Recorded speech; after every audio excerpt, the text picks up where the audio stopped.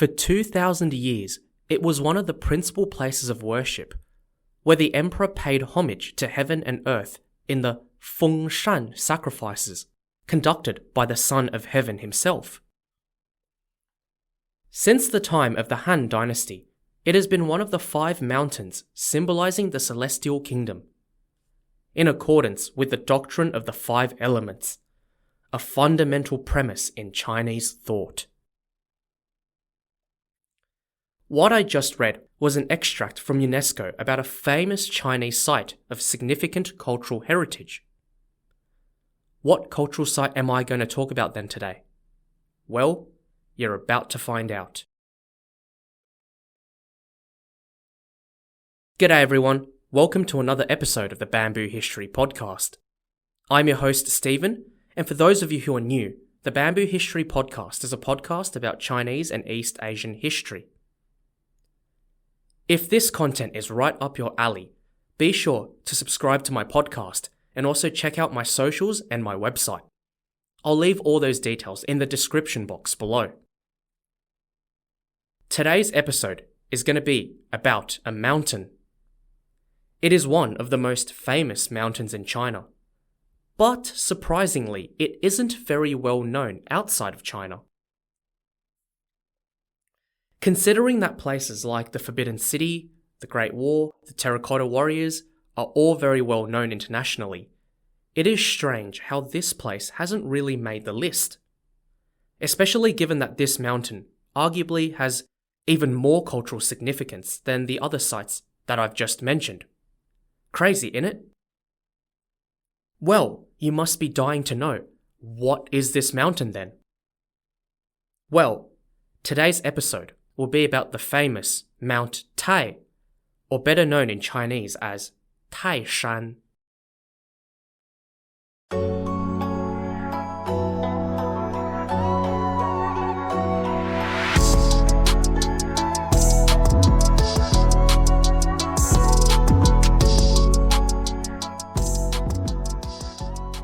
There are 2 famous Chinese sayings that goes as follows: 有眼不识泰山 and 稳如泰山.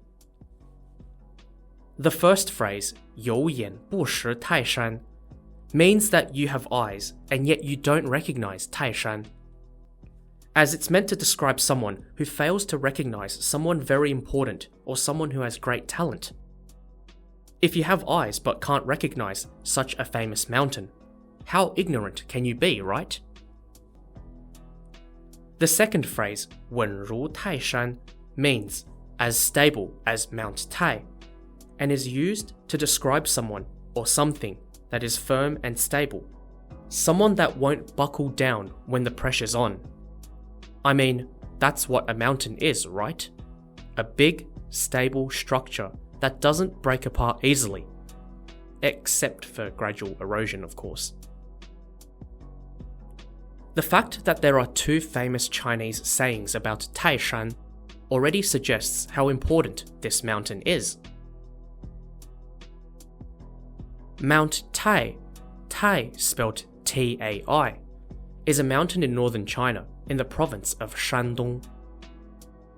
In Chinese, the mountain is better known as Taishan, Tai meaning exalted, which is to elevate something in rank or power, and Shan meaning mountain in Chinese. Taishan is spelt T-A-I-S-H-A-N. Taishan is around 1,545 meters high, a bit over 5,000 feet, and is a large rock mass spanning 25,000 hectares. This mountain has been around for way longer than a human has on this planet. Taishan was formed 30 million years ago during the Cenozoic era in the Paleogene period, so after the dinosaurs, which means that none of the dinosaurs ever got to climb this mountain in their free time. The mountain was formed through tectonic movement between the Pacific Plate and the Eurasian Plate. And that's all I'll say about the geology of the mountain. if you want more detail about the formation of the mountain, it's best that you check out a geology podcast, as this is getting way out of my depth as an amateur historian. Taishan is not the tallest mountain, and its height allows it to sit in the temperate climate zone, making it a mountain rich in biodiversity. Taishan has 989 species of seed plants, 1,136 species of vascular plants, and 38 species of ferns. Vegetation covers about 80% of the mountain, and there are also 250 recorded animal species, and you may be able to spot animals such as the Asiatic wild dog, if you're lucky. Ruff, ruff.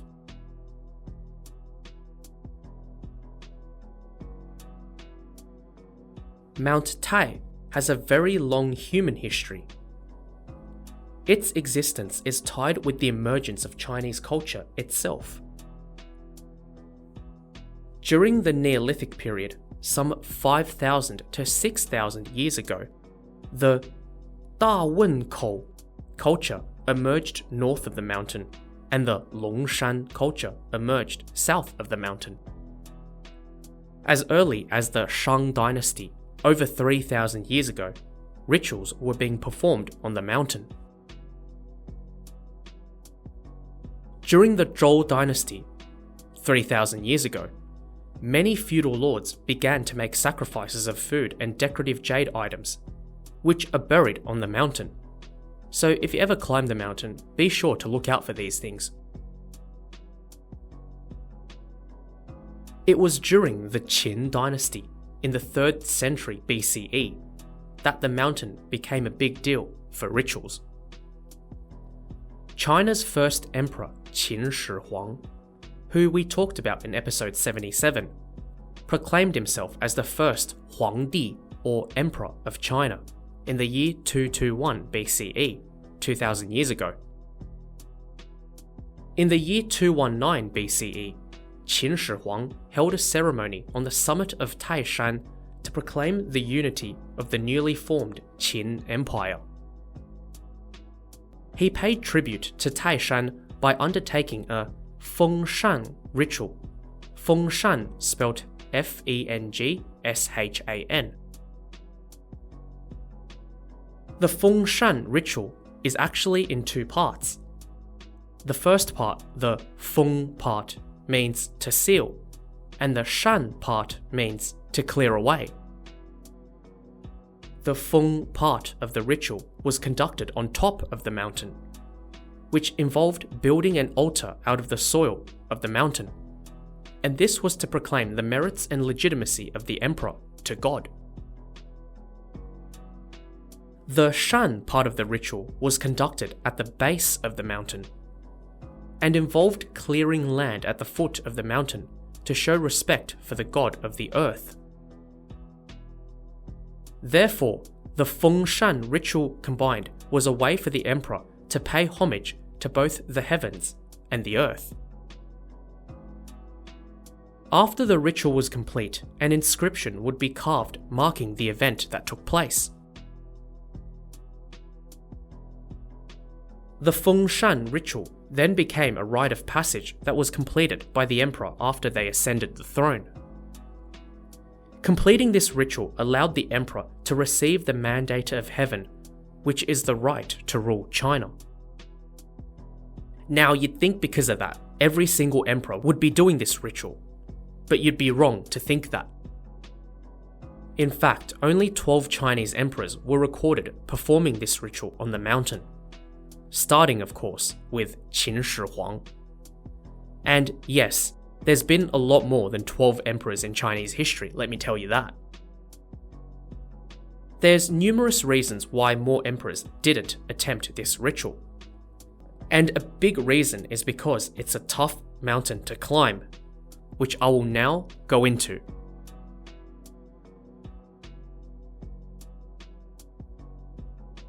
Climbing Taishan nowadays is a lot easier than it would have been during ancient times, but it's still not an easy stroll in the park. Because the climb has been done for thousands of years, the climb alone gives you the experience and education of Chinese history, not to mention a bit of burning of the calories. So let's put on our hat, grab our bags, and let's begin the climb, shall we?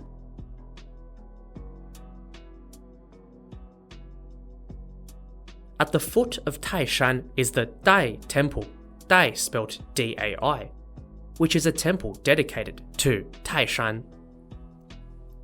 This temple is massive, a 96,000 square meter complex, and was built during the Qin dynasty 2,000 years ago. This temple complex is modelled like an imperial palace, and it's got 184 stone tablets, 48 stone portraits of the Han dynasty, and 186 ancient buildings inside. Yeah, and this is just the beginning of the climb. Then we start our climb. Nowadays, a bus can take you straight to the midpoint of the climb, but we're not doing this half-assed, we're doing it all the way. We reach the midway point of the climb, where you'll see a stone gate known as 中天门, or the Middle Gate of Heaven. This was built during the most recent imperial dynasty, the Qing dynasty, and should give you a great source of relief because you're halfway done with the climb. However, the next leg of the climb, from 中天门 to 南天门, is the hardest section of the climb, because this is where the infamous 18 bends, or in Chinese, 18盘, is. The 18 bends, or 18盘, was built during the Tang dynasty between the years 618 to 907 CE, and features 16,000 steps at, wait for it, a gradient of 80 degrees. Just so you know, 90 degrees is a straight line to the top, which is obviously unclimbable because you're defying gravity. So your legs will for sure get a good working out on climbing these stairs. But after the section of this climb though, you'll be met with 南天门, or known as the South Gate of Heaven. This gate is a lovely two-storied red-arched gate tower that was built way back in the year 1264 CE. Closer to the summit, you will find another temple, the 碧霞祠. This is a Taoist temple that is 3,900 square meters in size and was built during the year 1009 CE. The temple was built for the worship of 碧霞元君, spelt Bixiayuanjun.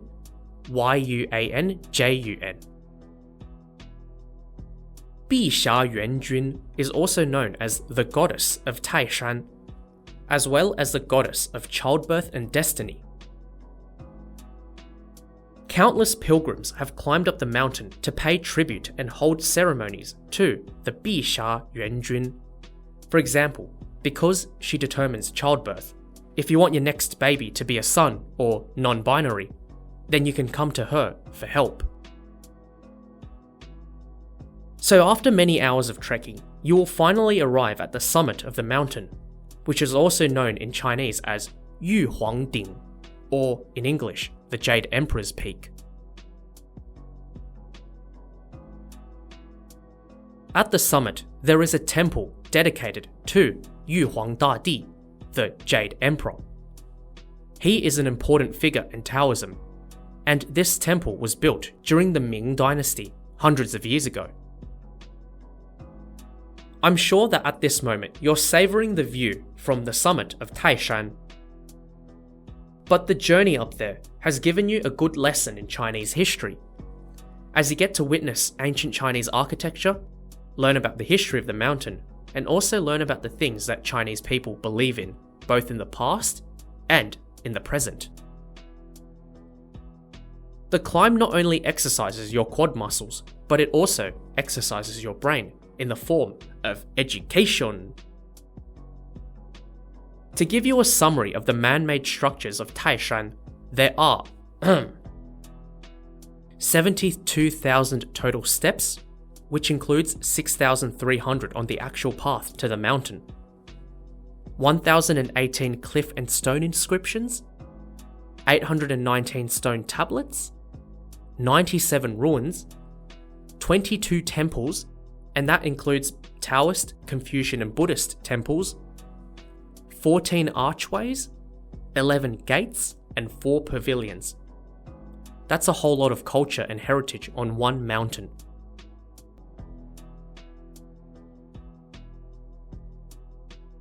Taishan is known as one of the 5 Great Mountains of China, or Wu Yue in Chinese.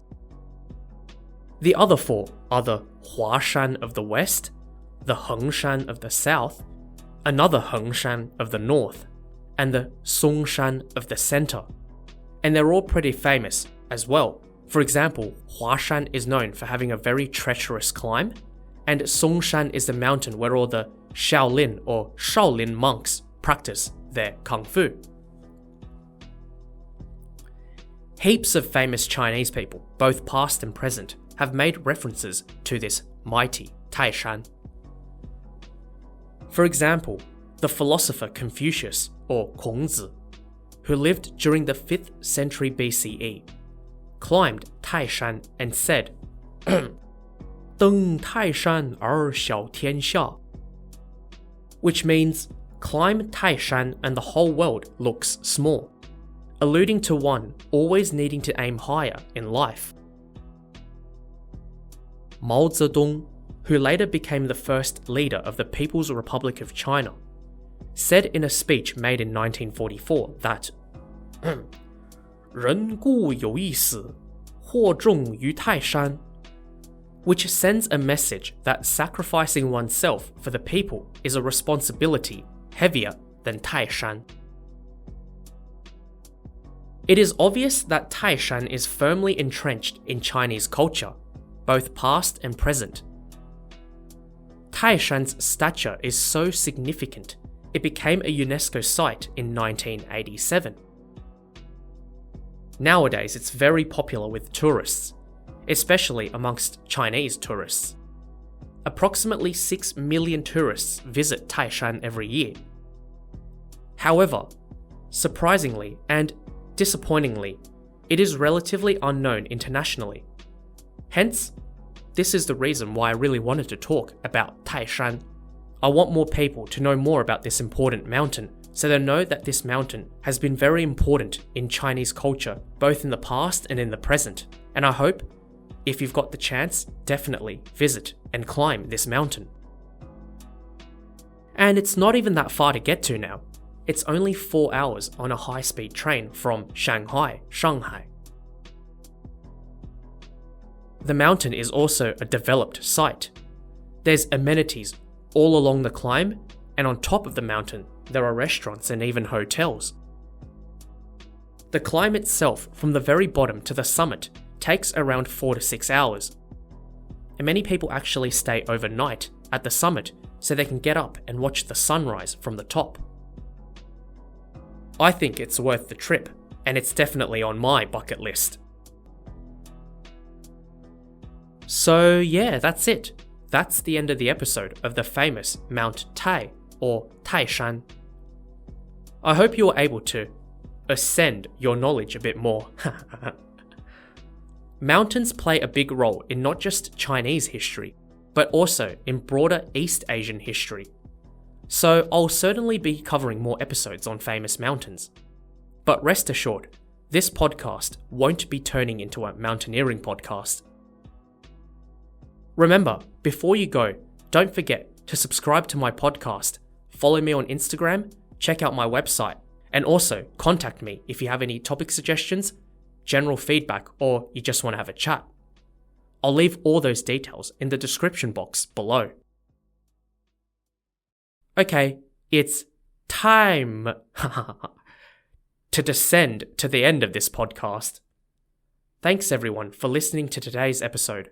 Enjoy the rest of your day or evening, and I'll see you all next time on the Bamboo History Podcast. Bye for now.